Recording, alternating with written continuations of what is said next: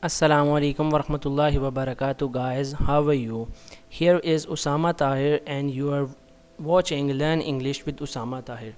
Students, I have been making video lecture on different language teaching methods, about second language teaching methods, as yesterday we have discussed grammar translation method, and today we are going to discuss another method which was very popular in 19th century, and many institutions in America and other parts of the world adopted it as the language teaching method because it was very natural, and this method was quite associated with the way how a child learns his or her first language. So this method had the view that second language should be taught like the child learns his or her first language. So this method was opposite to the grammar translation method, because grammar translation method was an older method and there was no notion of teaching second language as the first language. It was just teaching a language like any other study.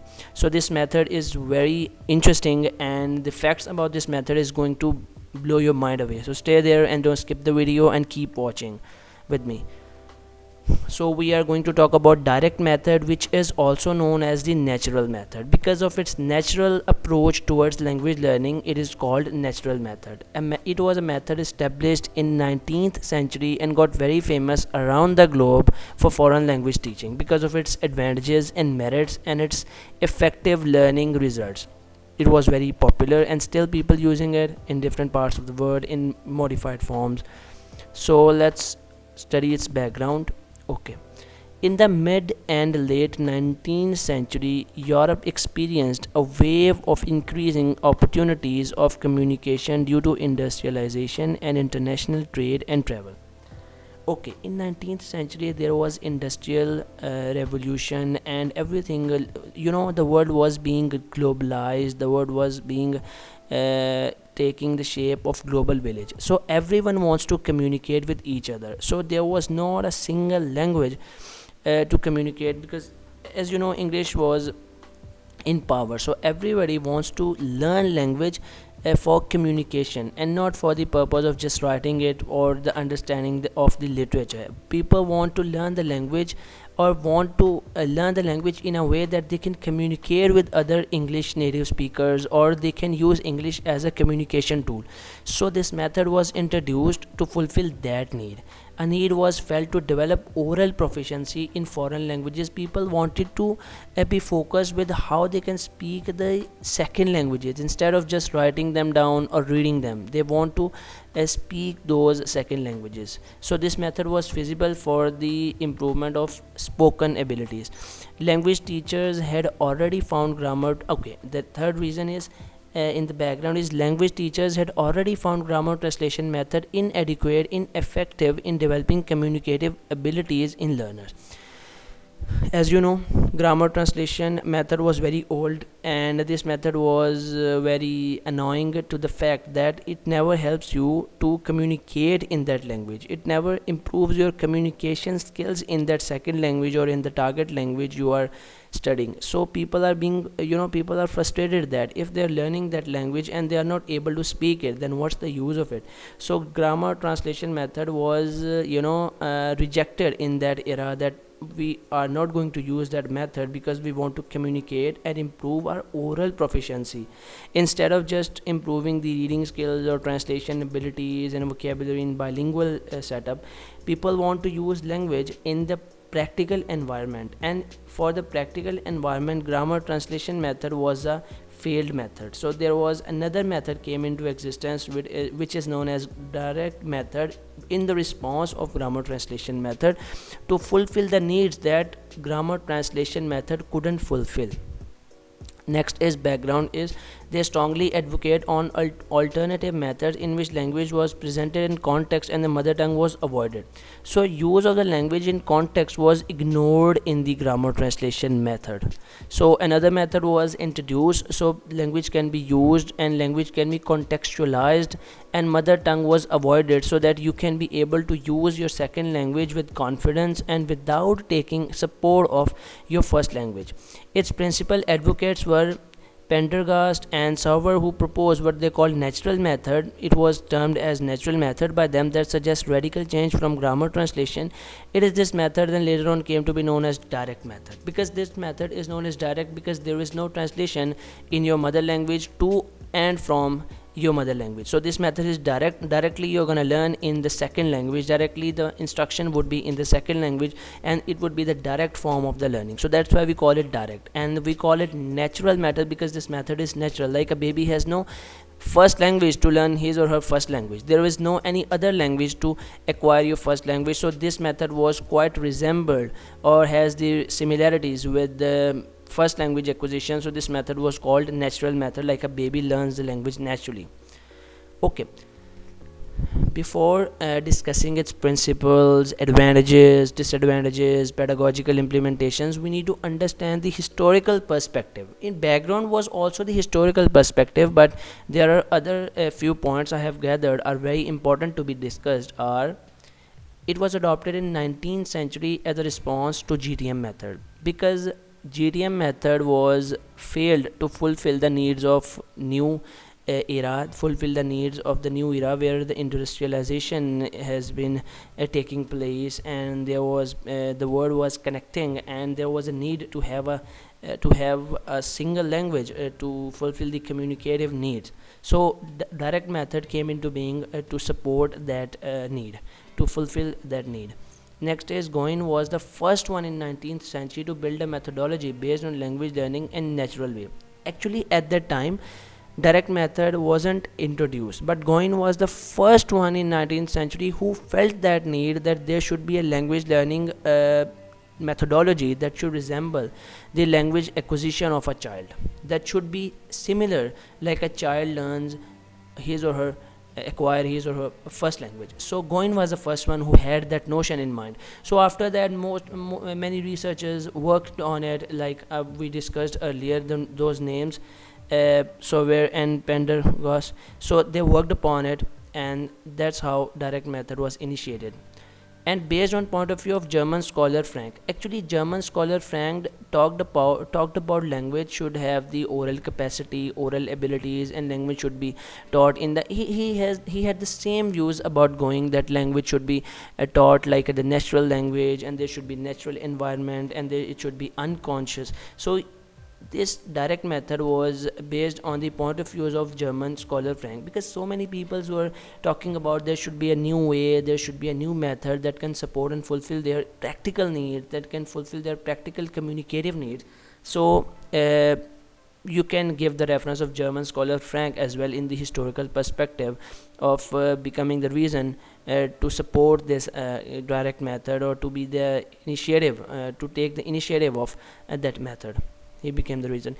It was adopted by key international language schools such as Berlitz and Lingua in 1970. It was taken because that school was very famous, American school, the language learning American school, and in Lingua in 1970s it was adopted. So it was appreciated in that manner that institutions were adopting it, and it was being adopted by language learning institutions because it was a good method if you want to teach the language in the practical environment where you want your students to be communicatively competent enough to use that language in the formal and as well as in the informal practical environment.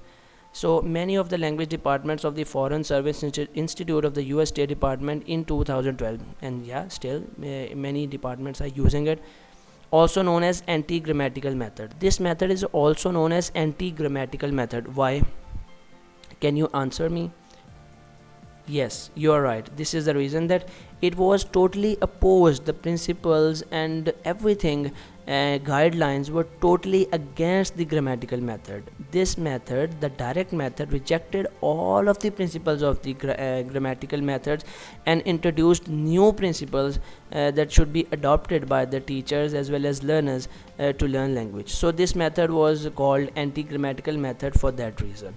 Okay, let's define it, then we will move forward to the principles. Okay, method. What is direct method? Okay, let's define it in easiest words. It's a method of language teaching, the way you teach a language, as a response of GTM method.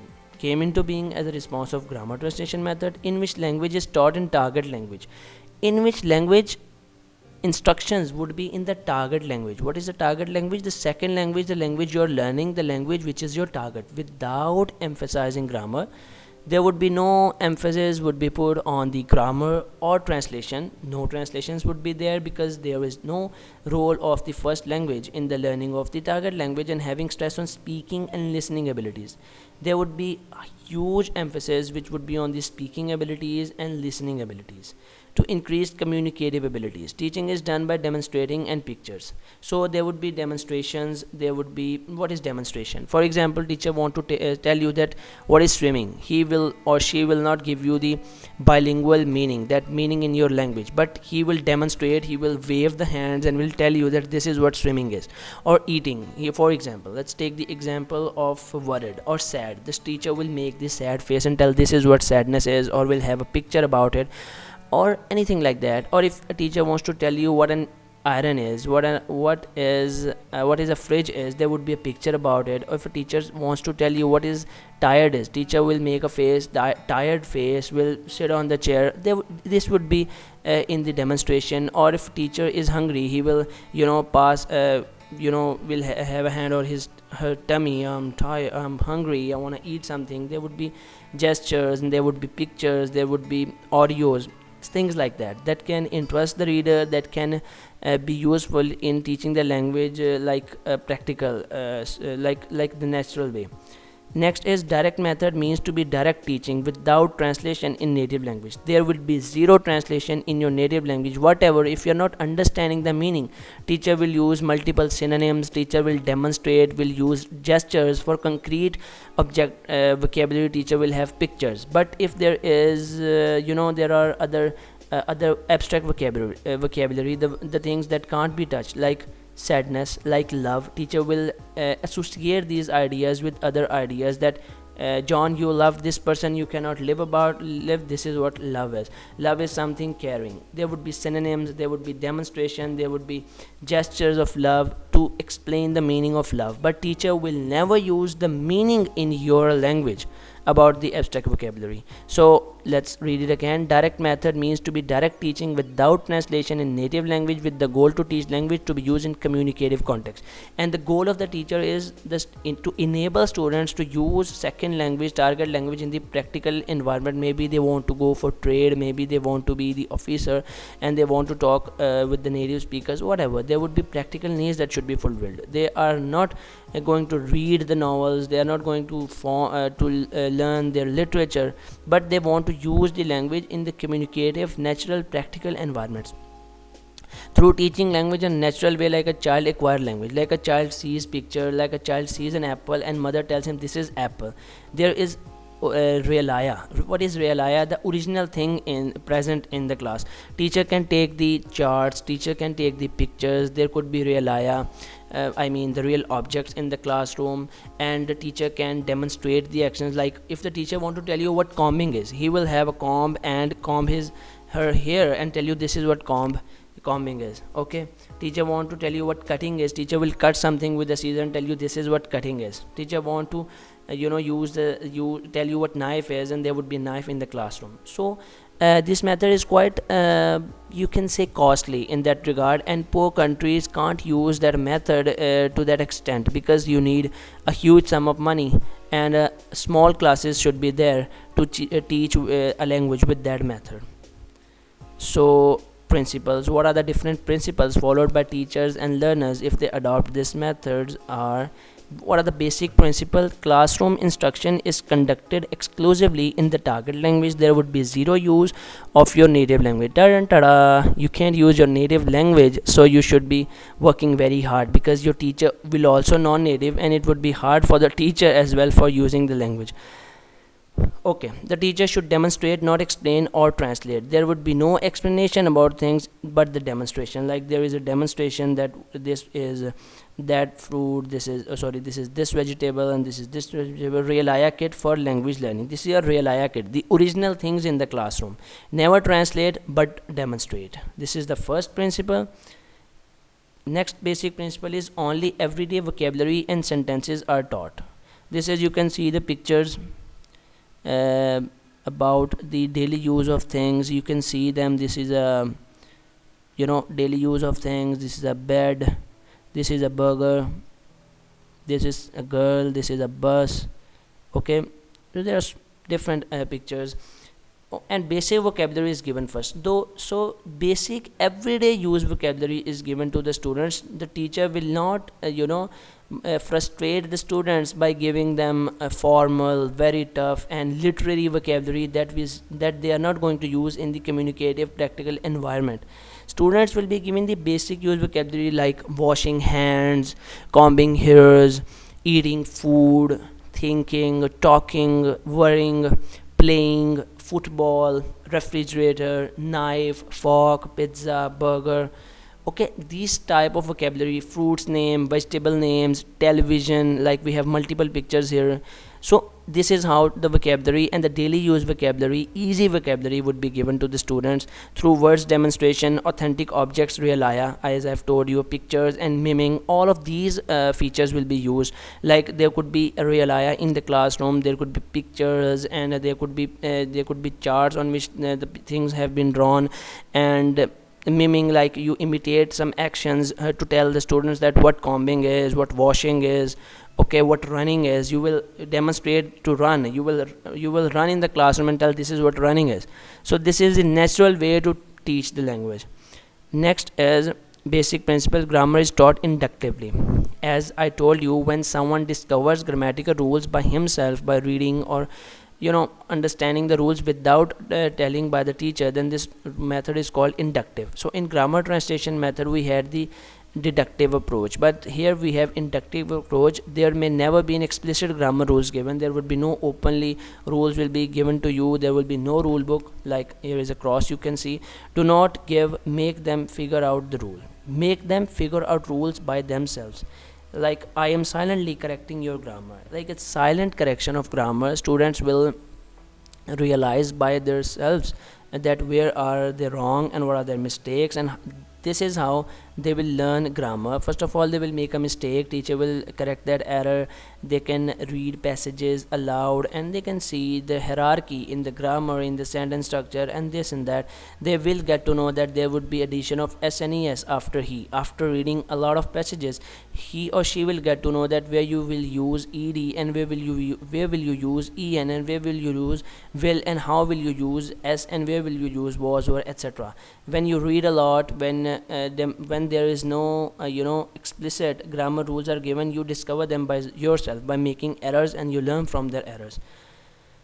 Next is basic principle. New teaching points are introduced orally. Oral transmission, there would be oral emphasis is given. You will be given audios. You're going to listen them. Both speech and listening comprehension are taught. That listening, speech and listening comprehensions are taught, that how you can comprehend a speech, how you can comprehend a daily use language. So this is how you're learning language naturally and in a direct way. And the teacher, by asking the student to make a choice, gets him to correct his own error. Learning by self-correction, there would be self-correction. Okay, just read out that someone is reading that mistakes I have made. Okay, teacher says that okay, there are mistakes in your in that passage. Okay, correct this by your own. The syllabus is based on situations or topic, not usually on linguistic structures. Contextual topical teaching, so there will be the context in the environment, like the load shedding in Pakistan. This is a contextual in the running topic, and student would be very good at talking about it and discussion about it, and it will enhance their reading speaking skills, and this is how they will learn language. Basic principle. Correct pronunciation is emphasized because you are learning with only one language, and your pronunciation should be good because oral emphasis is given. So correct pronunciation is emphasized. Students should learn to think in the target language as soon as possible. Why this is? Because you don't have the support of first language. Your students should be able to think in their target language, because it will improve their fluency, it will improve their oral skills as well as their learning abilities. Next we have basic principle. The purpose of language learning is communication. Therefore students need to learn how to ask questions as well as answer them. Communication first preference. So there would be communication and not the only there would be the teacher who is talking. No, there would be communication, there would be discussion, like the students are raising hands and talking, and there would be only target languages allowed. The use of target language would only be allowed and communication would be the goal. Okay, additional principles are classroom instruction exclusively in target language. Every day we taught already. Oral skills are improved through question answers and presentation inductively. Concrete vocabulary through demonstration. Listening and speaking skills are emphasized. Okay, the more focus will be given to listening and speaking skills. Correct pronunciation and guidelines for DM method is never translate, demonstrate. Never translate. You are not going to translate anything, but you are going to demonstrate. Never explain, act on it, like act like that. If you want to tell them what washing is, wash your hands. Never explain it that washing is like that. Never make a speech, ask questions to improve their communication abilities. Never imitate mistakes, correct them. Never speak with single, it is for the learners now. Never imitate mistakes, correct your mistakes, learners. Never speak with single words, use sentences, because in this way you will be good at communication. Never speak too much, make students speak much. This is for the teacher, that a teacher should not speak too much, make students speak, so they would be good at oral by asking them questions, by giving them chance to discuss about topics, etc. And never use the book, use lesson plan, because use of the book is not is ignored in that method, and use lesson plan, what is the goal of your today's lesson. Never jump around, follow your plan. There should be hierarchy, there should be arrangement in your lesson plan, and never jump around from one thing to another without seeing the level of your students. Never speak too fast, keep the pace of students. Don't speak too fast that it's hard for the students to understand what you are speaking, because you are going to speak the target language which they don't know or which they are not good at. So never speak too slowly, speak normally, speak like a normal human being. Never speak too loudly, speak naturally, because sometimes they will be habitual of learning target language in the louder tone, so it would be hard for them to understand than when someone speaks naturally. Never be impatient, take it easy. So this guideline was followed in Berlitz school that has taken direct method and in their language teaching. So this was a guideline that was followed by the school. What were the advantages? Teach the language and not about the language. This method tells you, this language teaches you the language, not about the language. This is the basic advantage, that you are going to learn the language. You are not going to learn only about the language, like we learn only about the language in the grammar translation method. Natural method, like a child learning his first language, so quite easy and natural. Like this is an easy method because it's a natural. Primarily focuses upon output skills to be communicatively effective in target language. This method is putting forward to you for the output skill, so you would be communicatively efficient in that way. This is the another advantage. Focus on performance rather than competence. Your performance will be cherished, will be enhanced. Discovery of grammatical rules by the learner's hand, which you are never going to forget then. So this is another advantage. And some few other advantages are, students are encouraged and motivated to use L2 spontaneously in that method. But what is the disadvantage? Lack of teachers that are interested in using DM. Okay, sometimes teachers are not interested in using direct method because it is difficult for them to use target language every time. It is difficult for them to use demonstrations and pictures and realia. So for teachers it is hard. So it is one of the disadvantage of direct method. Okay, the next one is its emphasis on speech made it more attractive for those who have needs of real communication in the target language. Okay, this is the advantage, that who wants to speak better, it's good for its method is good for those learners. But DM ignores written work. Okay, written work is entirely ignored, and reading activities and sufficient attention is not paid to reading and writing skills. So in GDM we had no importance on this, but in direct method we have no importance on such reading and writing activities. So what was the loophole of GTM? No oral or listening emphasis, but here in DM we have no reading and writing skills emphasis. So both of the methods are insufficient in that regard. One is focused on the output skill, one is focused on the reading and writing, and one is focused on the speaking and listening. Actually language has four skills, so all of the four skills should be encouraged now. So both of the methods are insufficient in that way. So basically they are sufficient because the goals of these two methods are different. So this is the problem in that method. Next is it makes learning process interesting and fun because DM encourages using real aya, so it is interesting on the hand of learners, they love it.